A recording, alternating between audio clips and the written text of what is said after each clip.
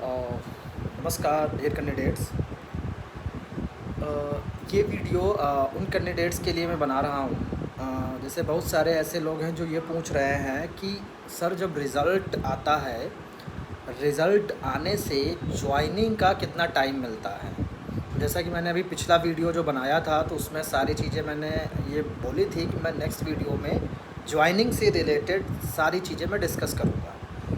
तो ये वीडियो मैं इसीलिए बना रहा हूँ, जैसे पिछली बार अगर हम बात करें कि वैसे होता क्या है कि पीडीएफ में जब रिज़ल्ट आता है, मतलब जिस दिन रिज़ल्ट आएगा, जैसे कि मान लो अगर आज रिज़ल्ट डिक्लेयर होता है केवीएस का, तो आज रिज़ल्ट के बाद क्या होगा कि एक पीडीएफ आएगी।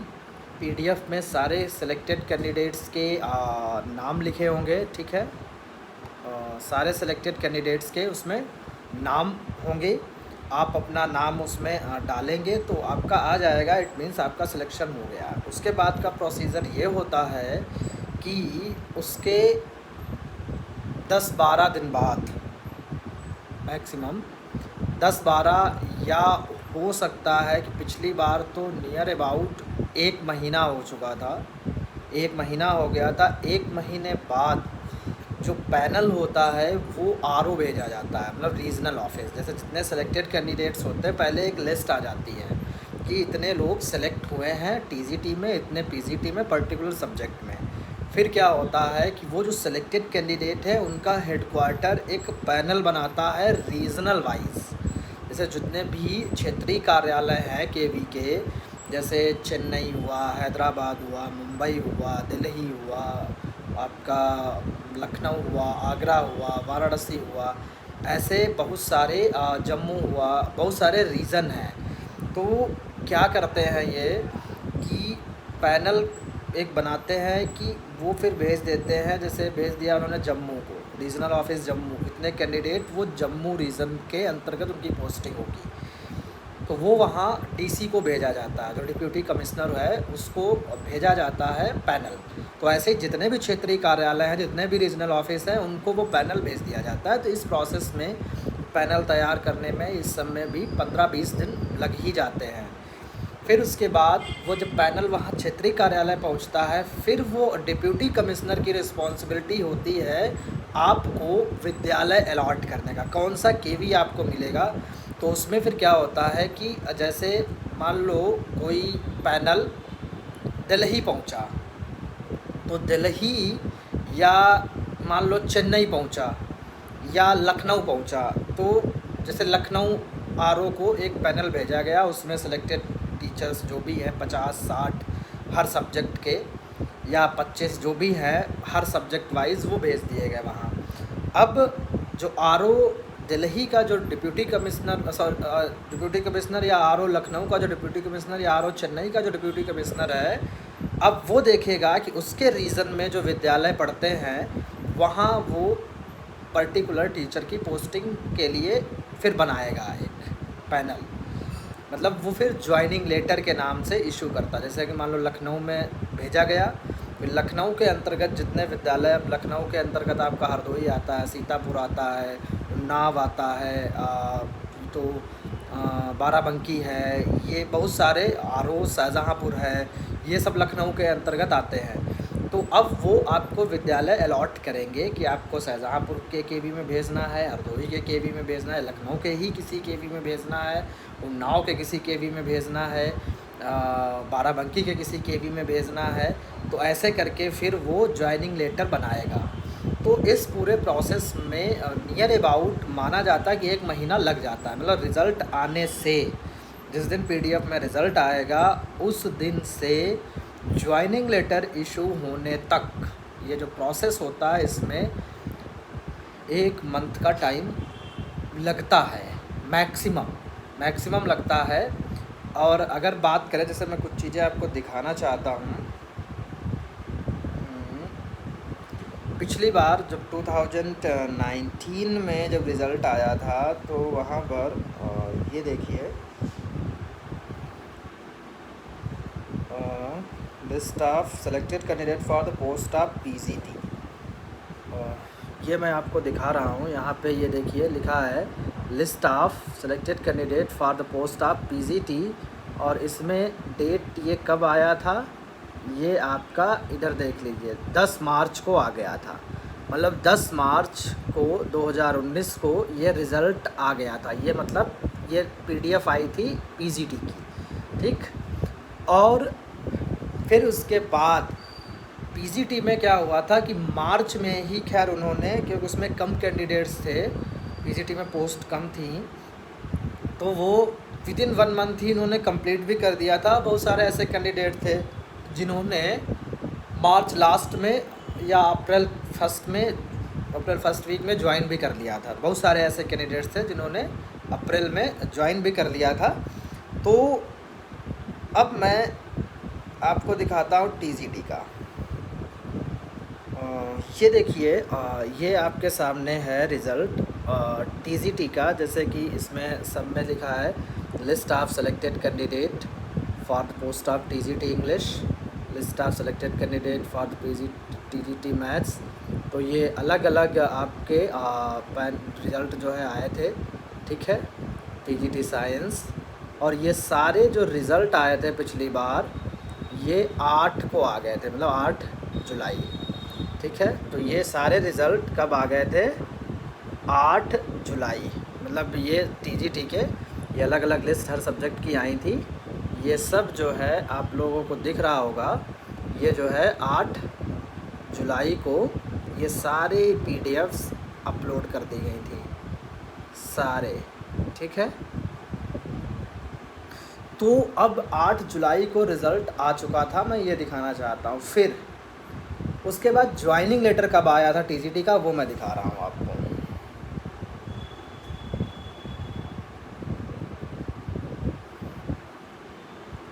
जो ज्वाइनिंग लेटर आया था वो आया था मेरे पास 20 अगस्त को। सबसे पहले ये है मेरा ज्वाइनिंग लेटर है, केंद्रीय विद्यालय, ये देखो मेरा नाम गौरव कुमार त्रिपाठी, ठीक है। तो ये आया था, जैसा कि यहाँ पे आप लोग डेट देख पा रहे होंगे, ये जो डेट पड़ी है ये है 20 अगस्त। मतलब 20 अगस्त को मेरे पास ज्वाइनिंग लेटर आया था। तो ये आप लोग देख सकते हैं, मतलब 8 तारीख को, 8 जुलाई को रिज़ल्ट आ गया था, लेकिन ज्वाइनिंग लेटर 1 महीने से भी ज़्यादा का टाइम इन्होंने टीजीटी में ले लिया था ज्वाइनिंग लेटर भेजने में। जैसे इसमें बहुत सारी चीज़ें हैं। ये मेरा टीजीटी का है, मेरा सिलेक्शन पीआरटी में भी हुआ था। ये टीजीटी का है, लिखा trained graduate teacher Gaurav Kumar Tripathi. तो ये जो है ऑफ़र ऑफ ज्वाइनिंग, ये लिखा offer of appointment, offer of appointment to the post of trained graduate teacher English, ठीक है, ये ठीक है। तो ये कब आया था, 20 अगस्त को।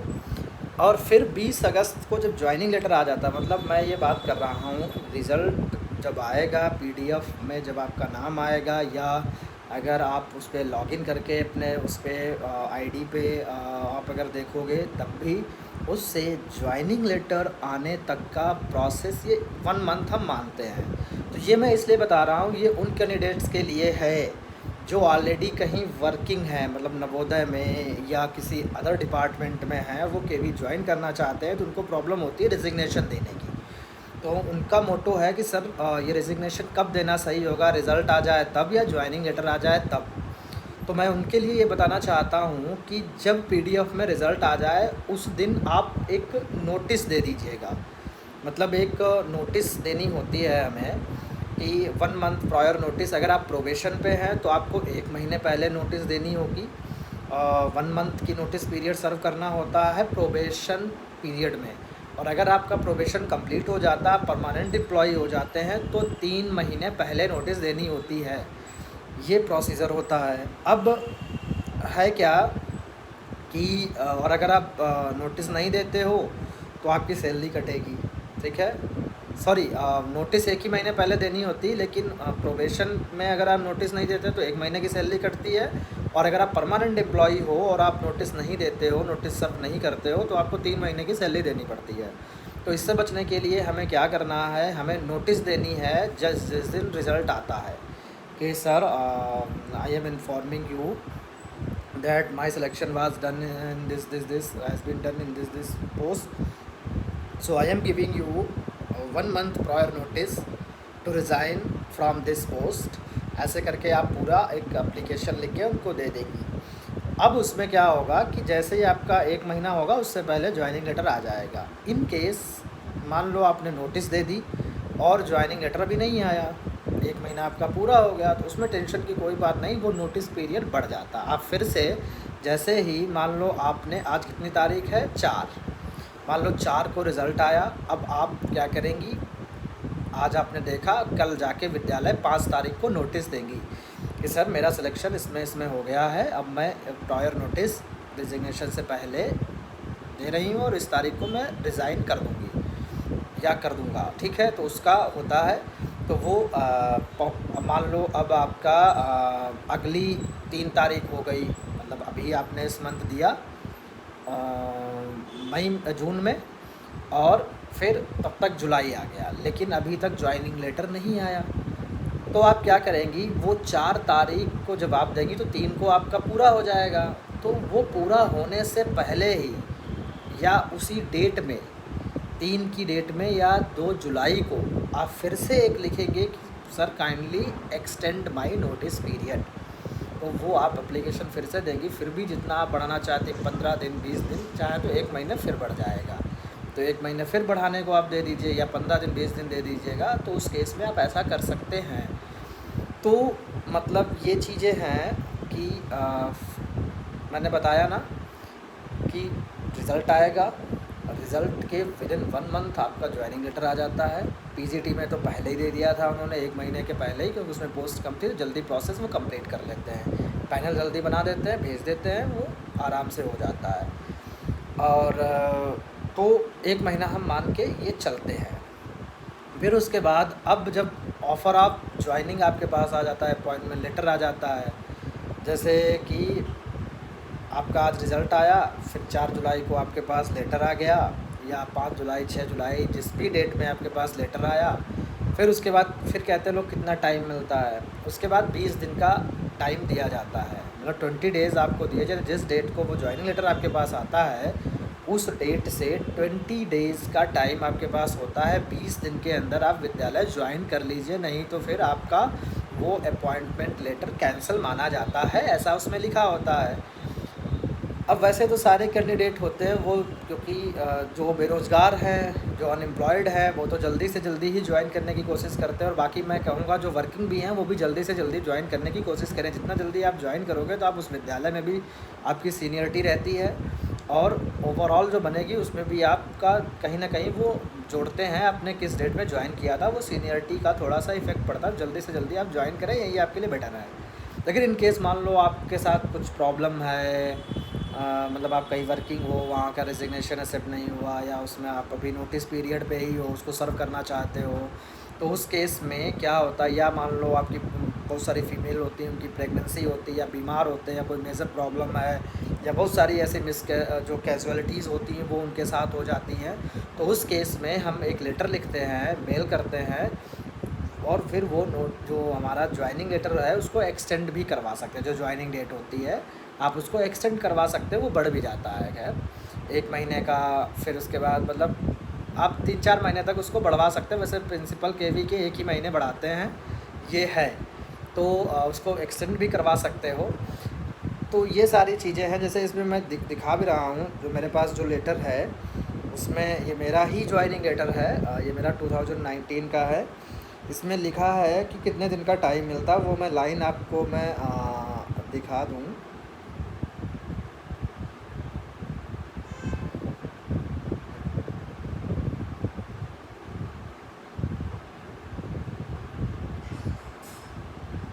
जैसा कि हमने आपको बताया था 20 को लेटर आया था, फिर ये 12 पॉइंट है, इसमें आप इसको देख लीजिए। इसमें 12 पॉइंट मैं पढ़ रहा हूँ कि if he or she accepts the offer on the terms and condition as mentioned in this offer letter,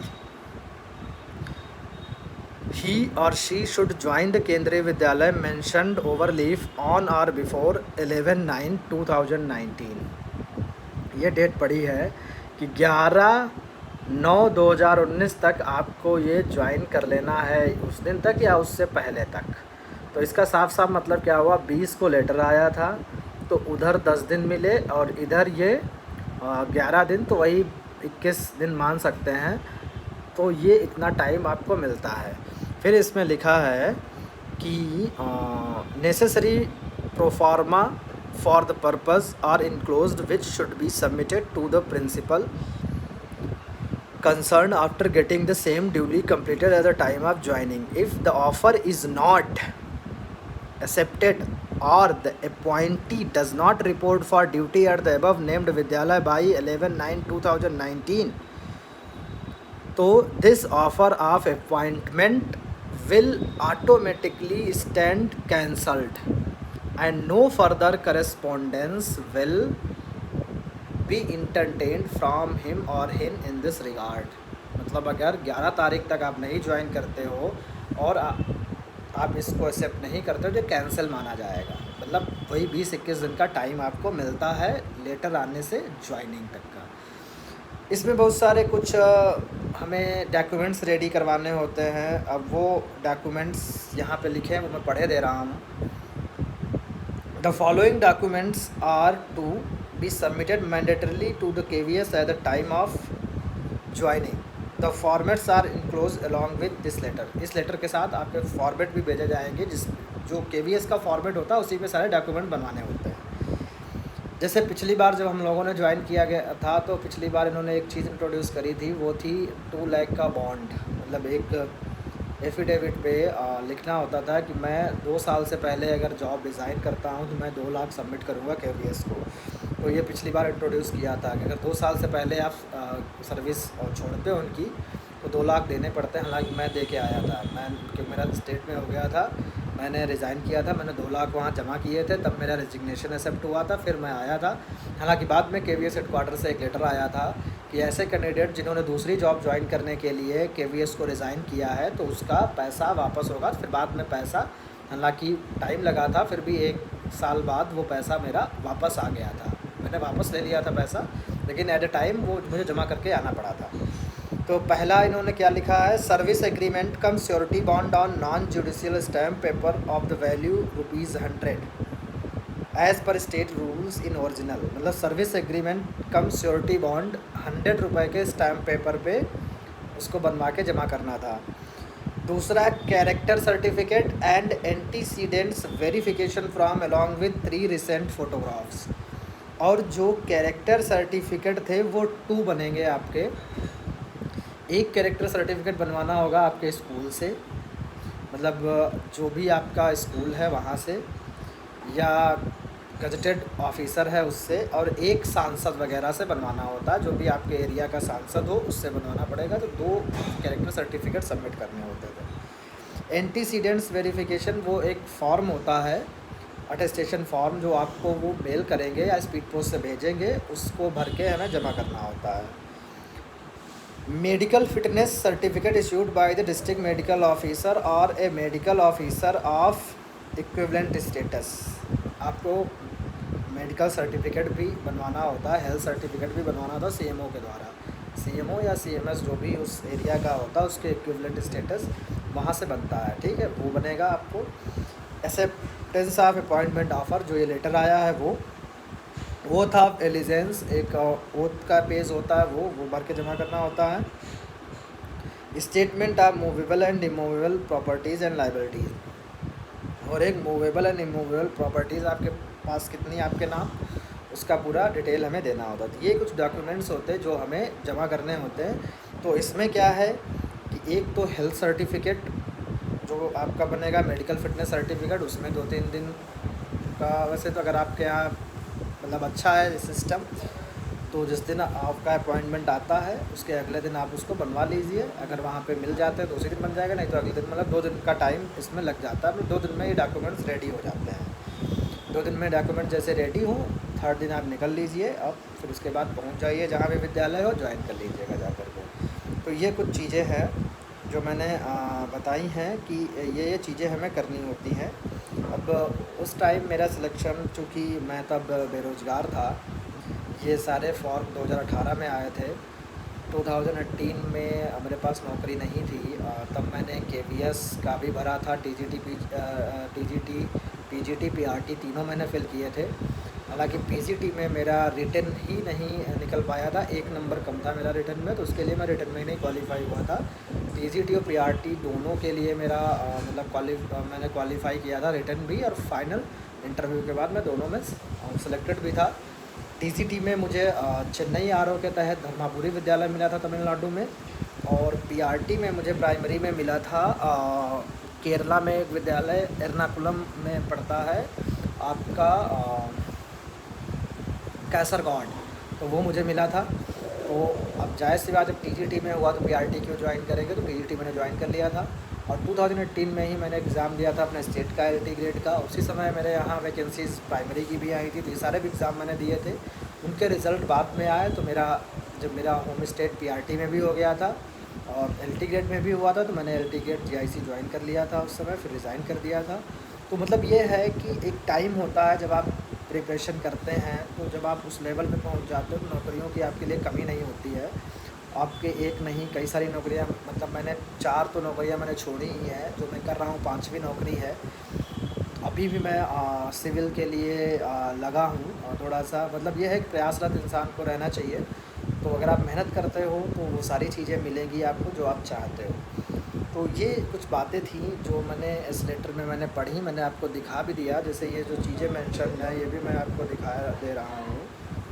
जैसे ये पॉइंट नंबर 18 पे सारी चीज़ें यहाँ पे लिखी हैं, आप लोग इसको देख सकते हैं। ये चीज़ें आपको वहाँ पे प्रोड्यूस करनी होगी जब आप जाएंगे विद्यालय ज्वाइन करने। तो मेन बात ये है कि इस वीडियो का पर्पज़ कि रिज़ल्ट कब आएगा मैंने बता दिया पहले। रिज़ल्ट आने से ज्वाइनिंग तक कितना टाइम रहता है मैंने डिस्कस कर लिया कि 1 महीने में सारा प्रोसेस हो जाता है। जो लेटर आएगा उसके बाद वही टाइम आपको 20 दिन का 21 दिन का दिया जाता है, उस डेट तक आप ज्वाइन कर लीजिए। इसके बाद भी अगर आपकी कोई क्वेरी है, मैंने बता भी दिया डॉक्यूमेंट कौन कौन से ले जाने हैं, कौन कौन सी चीज़ें तैयार करनी है। अभी भी अगर आपको कुछ लगता है कुछ रह गया है बताने को, तो आप कमेंट बॉक्स में लिखिए। अब मैं वीडियो बनाता हूँ, सारी जानकारी देने की कोशिश करता हूँ, उसमें भी कुछ लोग हैं जो शायद फ्रस्ट्रेटेड होते हैं, अलग अलग तरीके के उल्लू कमेंट करते हैं उसमें। तो जब आप कुछ अच्छा करते हो तो फिर ऐसे भी लोग आपको फेस करने होते हैं। अगर उनसे मेरा कोई इतना ज़्यादा मुझ पर इफ़ेक्ट भी नहीं पड़ता, क्योंकि एक कहावत कही जाती है कि जब आप कुछ अच्छा कर रहे हैं तो आप मतलब जितने भी लोग हैं दुनिया में, तो हम सबको खुश नहीं कर सकते, लेकिन मैक्सिमम अगर आपके कार्यों से लोग खुश हैं, आप लोगों को कुछ अच्छी चीज़ देना चाहते हो, तो आप समझ जाइए आप सही ट्रैक पे हो। बाकी कुछ ऐसे निगेटिव पर्सन्स हमेशा आपके सामने रहते हैं जो आपको कुछ चीज़ें मतलब कहते हैं, तो उनका इफ़ेक्ट भी नहीं पड़ना चाहिए। बाकी मैं एक दिन क्योंकि जैसे लोगों को लगता होगा कि बहुत सी चीज़ें आसान हैं, मैं एक ऐसे बैकग्राउंड से हूँ, मेरे यहाँ मतलब मेरे जनरेशन्स में चले जाओ तो किसी के पास सरकारी नौकरी नहीं थी। मैं एक पहला पर्सन हूँ जिसके पास सरकारी नौकरी मुझे मिली, और तो वो भी स्ट्रगल मैंने काफ़ी किया है, उस पर भी बात करेंगे। लोगों को लगता होगा सारी चीज़ें आसानी से मिल जाती है, ऐसा नहीं है। बहुत सारी चीज़ें मैंने झेली हैं, मेरे पेरेंट्स ने झेली हैं, वो बताऊँगा किसी दिन फुर्सत में। तो मुझे अब इन लोगों का कोई इफ़ेक्ट, क्योंकि मैं जब प्रिपरेशन करता था तो बहुत सारे ऐसे निगेटिव लोग थे जो डिमोरलाइज़ करते थे। जैसे कि क्योंकि जानते ही हो आप जहाँ रहते हो, तो वहाँ पे वैसे भी आजकल नौकरियाँ कम हैं, धीरे धीरे जॉब्स गवर्नमेंट सेक्टर में कमी होती जा रही है, बड़ा मुश्किल भी होता जा रहा है। तो लोगों का एक जो नज़रिया है वो थोड़ा सा अलग है, गवर्नमेंट सेक्टर अरे होता नहीं है, कितनी भी तैयारी कर लो नहीं। तो ऐसे लोग मेरे सामने, जब मैं पढ़ता था तो लोग मतलब होते थे, अरे त्रिपाठी जी नहीं होगा, कुछ नहीं होगा, लोगों का नहीं होता है, अरे कहाँ चक्कर में पड़े हो, ये है वो, मतलब भरते रहते थे। मैं एक कान से सुनता था, दूसरे से निकाल देता था। और इवन मैंने तो सारे एग्ज़ाम्स फर्स्ट अटैम्प्ट में ही निकाले, मतलब जितने भी निकाले सब फर्स्ट अटैम्प्ट में ही, मतलब मैंने कोई दूसरा अटैम्प्ट नहीं दिया, पहले ही बार में सारे मेरे एग्ज़ाम क्लियर हुए हैं। तो यही है कि जब आप मेहनत करते हो तो सारी चीज़ें मिलती हैं, इसलिए पॉजिटिव रहो हमेशा और मेहनत करते रहो। जो भी निगेटिव लोग आए उनको आप हटा ही हो। जैसे अभी मैं एक बहुत अच्छा वीडियो देख रहा था, अभी जब रिज़ल्ट आया यूपीएससी का, तो ललन टॉप का एक मतलब वो न्यूज़ एंकर था, उसने 2 लड़कों का इंटरव्यू वो ले रहा था। तो हालाँकि उन्होंने पहले भी आईपीएस निकाला था, इस बार उनका आईएएस क्लियर हुआ। तो उनसे उन्होंने पूछा कि बहुत सारे लोग ऐसे होते होंगे जो नेगेटिव लोग होते हैं, तो उसने बहुत अच्छा जवाब दिया कि हाँ, होते हैं नेगेटिव लोग। जैसे मान लो मैं कुछ कर रहा हूँ, अब मोबाइल तो हम अलग नहीं, जैसे सोशल मीडिया से रिलेटेड उन्होंने क्वेश्चन किया था, जैसे कि सोशल मीडिया है तो क्या आप उसका यूज करते हो? नहीं। तो बोले सोशल मीडिया के बिना तो हमारा जीवन ही बेकार है, तो हम उसको बिल्कुल यूज करते हैं। अब जैसे कि हमें किसी को मैसेज करना है या कोई मटेरियल किसी को भेजना है, किसी से लेना है, तो हम व्हाट्सएप डिलीट तो कर नहीं सकते या व्हाट्सएप का यूज़ तो बंद नहीं कर सकते। तो उन्होंने कहा फिर क्या करते हो आप, ताकि लोग आप डिस्ट्रैक्ट ना करें आपको? तो उसने बहुत अच्छा जवाब दिया। उसने बोला कि बहुत सारे लोग हमारे कॉन्टैक्ट में ऐसे हैं कि वो जो नेगेटिव लोग होते हैं, तो मैं देखता हूँ उनको मैं हटा ही देता हूँ। मतलब जैसे व्हाट्सएप में नंबर सेव है, अब वो कुछ ऐसी डिमोरलाइजिंग बातें स्टेटस पे लगा रहे हैं या कुछ मैसेज कर रहे हैं, या पता चला कहीं घूम रहे हैं, कहीं आज इधर जा रहे हैं, कहीं उधर जा रहे हैं, तो मुझे फ़ोकस करना है अपनी पढ़ाई पे, तो मैं उसको डेली देख रहा हूँ, अरे ये बंदा उधर घूम रहा, मेरी लाइफ यहीं जो है रूम पे ही बीतती जा रही है। तो मुझे कहीं ना कहीं उससे बैड इफ़ेक्ट जैसे ही पड़ता है, मैं उसका नंबर डिलीट कर देता ताकि दिखे ही ना। तो वही चीज़ें करिए, वहाँ पे नंबर डिलीट करने का सीधा मतलब है ऐसे निगेटिव लोग हैं उन पर ध्यान ही मत दो, डिलीट कर दो उनको। तो जब आप डिलीट कर दोगे तो आप जिस ट्रैक पे चल रहे हो उस पर चलते रहोगे, उस पर कोई इफ़ेक्ट नहीं पड़ेगा।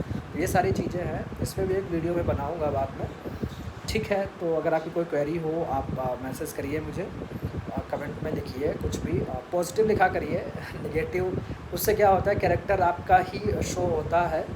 आप एक टीचर बनने जा रहे हो तो टीचर की एक जो शालीनता होती है, पैसेंस होता है, वो चीज़ें आप अपने अंदर रखिए, न कि एक ज़रा सी भी बात सुनकर आपको पता भी नहीं आपके माइंड में क्या है, आपने कहीं दूसरी जगह से कुछ सुना और उसको कहीं दूसरी जगह आप डाल दें। तो ये क्वालिटीज़ नहीं है, क्योंकि ऊपर वाला जो बैठा है वो आपकी सारी हरकतें देखता है, तो कहीं ना कहीं उसका बैड इम्पैक्ट भी हमारी लाइफ पे पड़ता है। तो ऐसा मत करिए, चीज़ों को सोच समझ कर, अपना दिमाग लगा करके क्या सही क्या गलत है उसको करिए, वो ज़्यादा बेटर होगा। ठीक है, मिलते हैं नेक्स्ट वीडियो।